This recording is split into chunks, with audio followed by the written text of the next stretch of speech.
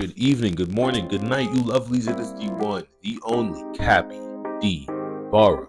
We are here for One Piece chapter 1157. I said this video would be up yesterday, but people have to understand I am currently being watched by the world government. Do you people understand that the world government is not only watching you, but they're watching me, they're watching all of us. We have to be very careful with how we come out with these things. But luckily I went through the proper channels, and this episode is going to go up easy peasy, lemon squeezy. All right, first thing that we get is a continuation of the cover story. Yamato is at a she's continuing her pilgrimage through Wano, and she comes across a gravestone, and the note says there was no trace left of him after he was defeated by Kaido. And the idea is he sacrificed his life for Kaido.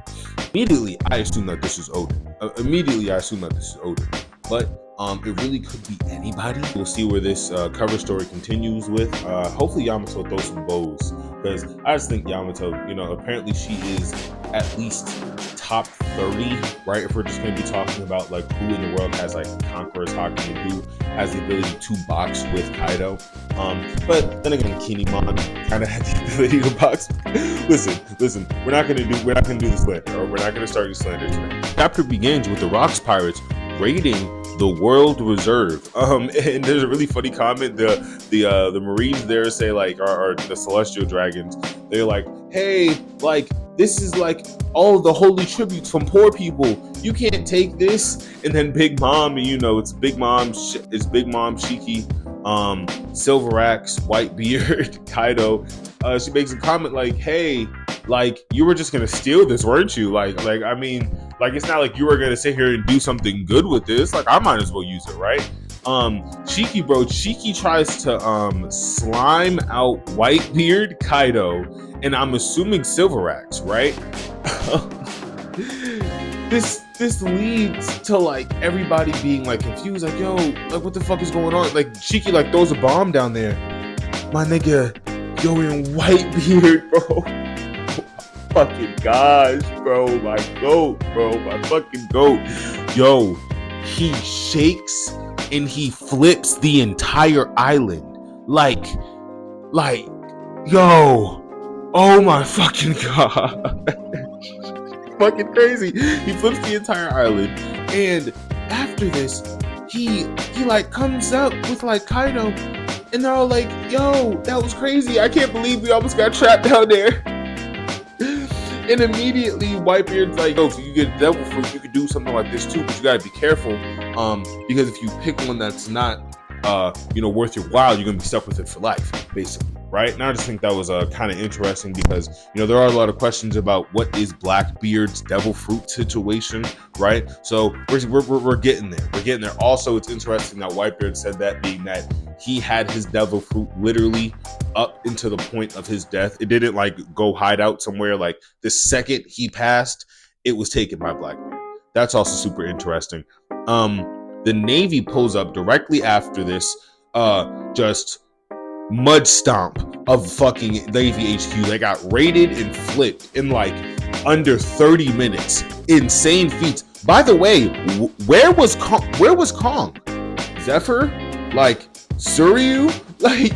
Bro, and we see them later just chilling in the bar, and it's yo, the reserves just got hit, gang. Where are y'all at? Where's the urgency? Where is the urgency, bro? Where are the other admirals? What the fuck is going on? Oh my gosh. The Navy pulls up, and Rocks, he basically says that he's gonna face this threat head on, and he's making light of this team's strength. He's saying, plunder everything, sink them all. He has Whitebeard, Big Mom, himself, and the entire other cast of people, including Shiki, Wang Chi, Captain John, who we know is at least an older pirate than Roger, so we have to believe that he's at least more capable than Roger was. We have to believe that Captain John is more acclimated to the pirate world, right, than Roger was, only just due to time, meaning that he has probably 1,000 tricks up his sleeve. Same thing with Brook, in a sense, right? It's insane. It's insane.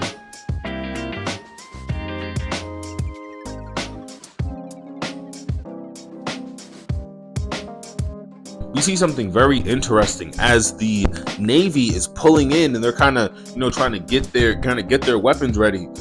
Rox, we see he like solos 3 Navy battleships. And the narrator says, even with the future pirate king Gold D. Rogers sailing the seas, he was not an inactive pirate. It would not be an overstatement to refer to this period as the era of Rox. That means that the era of Roger and his Pirate King stardom, it only could have begun after Rox. The Rox kicked the bucket. That precedent is insane. It's fucking insane. And we see like the ability of Rox, like he solos 3 battleships. We have to assume that he could solo more with like Conqueror's Hockey, like sword slashes. And it's insane. I know the anime is gonna go nuts with this shit, man. The anime is gonna go. And honestly, man, I used to pray for times like this, man. We used to pray for times like this, bro. Rox is on a generational run right now, bro. And I am so fucking hyped. He is literally getting Oda to bury this nigga fucking Roger. Like on some fucking, like on some booking shit, bro. Like he's getting this nigga to bury Roger. I'm okay with the Roger slander. All right. I'm not, listen, a little bit of Roger slander never hurt nobody. Next we get King Harold pulling up on one of the nations that helped him during Elbaf's time of need, and he sees that the world government's there. They're telling him like, yo, back off, like, these people, like, they're poor, like, we fucking hate them. We're gonna kill them all, Harold. All right, just going about your night, right? Going about your business, which is an insane thing to say to somebody, right? Harold, he goes like, no, like these people gave Elbaf like aid in time of need, like they are our saviors, like they are our friends, like you're not gonna hurt them. And the world government agent, who by the way kind of looks like Bogard, which is I'm not just gonna leave that nowhere. It kind of looks like Bogard, which is like, okay, right? Also, where is Garp? Where are all these Marines that we know can box when it's time to like go up against the nigga like Rox or Harold? They're just like, oh man, hey, they're lucky I had today off, man. Hey, if I didn't have today off, Harold would have a long day. Like, what? Don't play with me, bruh.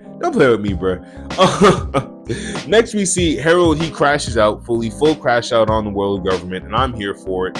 He shaves his head, and Rox makes a really funny comment. He's like, do you shave your head as like a part of goodwill, right? Which is like probably leading to what he does with the horns also, which is just like, oh man, when you try to conform for an authoritarian regime, it just like, it always strips away every single facet of your identity, right? Because you have to conform to the finest detail, meaning you have no individuality, you have no identity, right? You are just another cog in the machine. Kizaru knows something about that, right?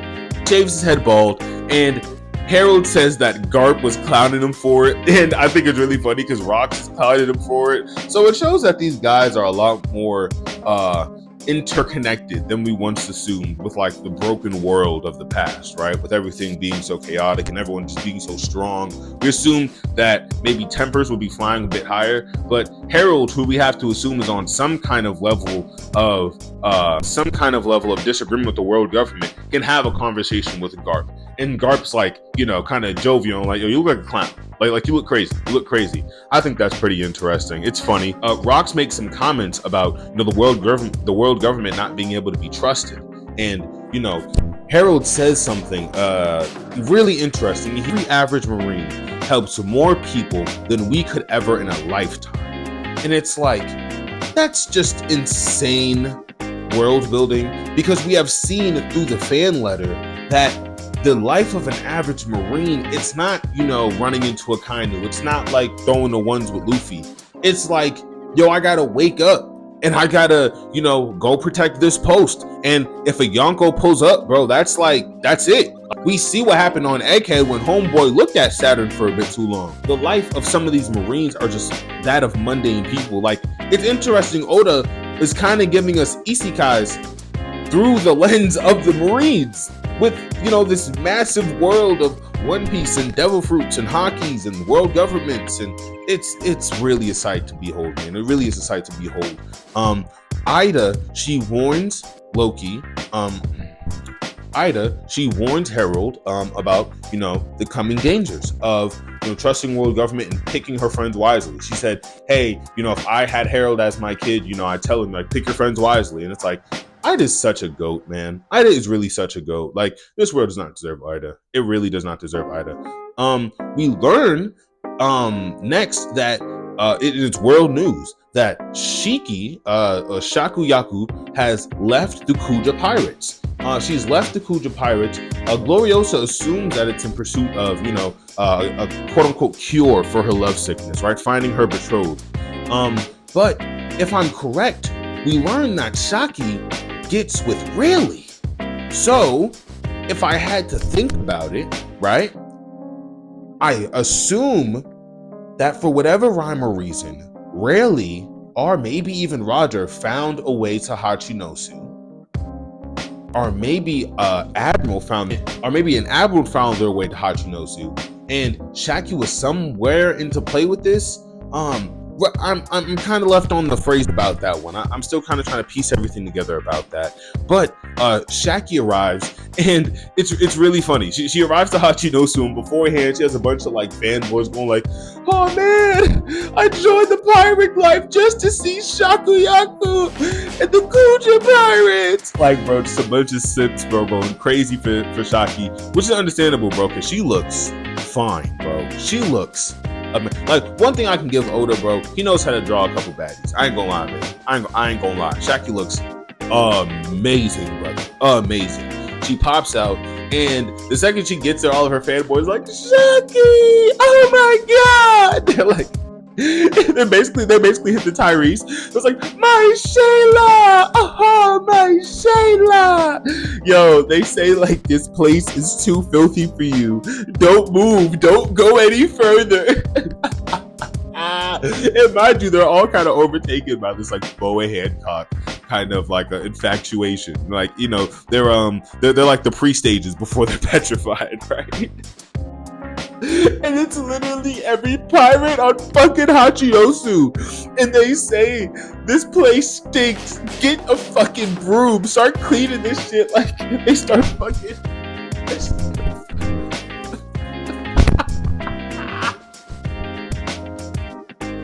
They start spraying Febreze, sweeping shit up. And they build her a store. These niggas are so shameless, bro. They build her the cleanest looking store in the entire, well, it's a bar. They build Shaki this clean ass bar in the middle of Hachinosu, right? It's the cleanest building. And Rox gets there. He's like, yo, what the fuck is going on? Like, why y'all acting like this? Like, why is everybody being so weird? Bro, and then this nigga gets there, and him and all of his crew, we didn't see Big Mom. But him, Captain John, Wang Chi, Whitebeard, all these niggas get fucking swooned by Shaki, gang. And oh my gosh, it's like, yo, shameless, bro. These niggas are shameless. It's crazy. It's fucking crazy. I get it though, bro. Shaki bad. Shaki a baddie. Oh my god. Yes, but after Rox and Whitebeard gets no dips, which makes me think, bro, like if Shaki was just like, hey boys, you all should clip each other. You know how quick that shit's gonna pop off, bro? Oh, these niggas are shameless. Oda sat here and no diffed Roger and fucking Rox in the same chapter. He's really my goat, bro. Final panels, we see that the Gorosei, I believe it's Saint Jupiter, he says that if Harold wants to be a part of the world government, associated, with the world government and Elbaf included in that, then the only way to do that is by having the warriors of Elbaf clip Rox. Now, right, I'm going to touch on this briefly. Rox, to our knowledge, quote unquote, died at God Valley.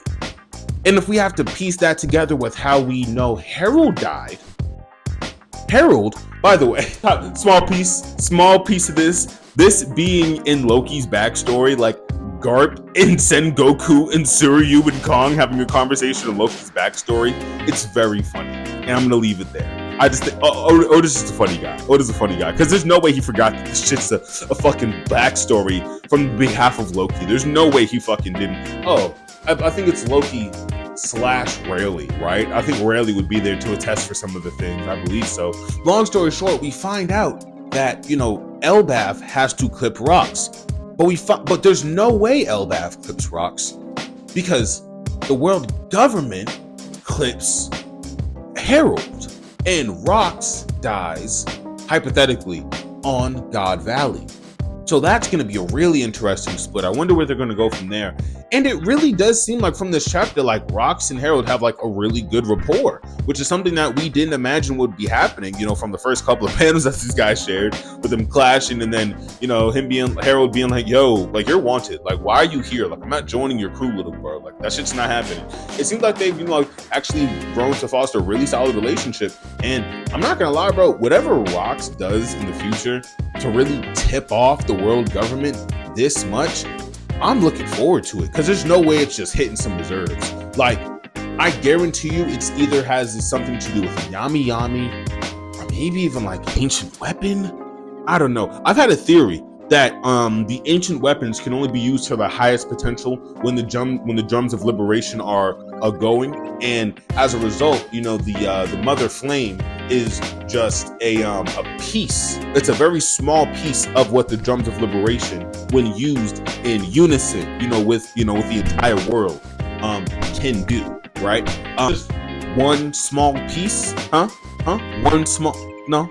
Okay, all right. It was a really solid chapter, and I'd rate this chapter a good 7.5, good 7.5 out of 10. I'd like to see some more boxing, but Roger aura farming the way he did in the beginning of this chapter, and honestly, the comedy in this chapter like really bumped it up for me, man. I had a really good time watching this.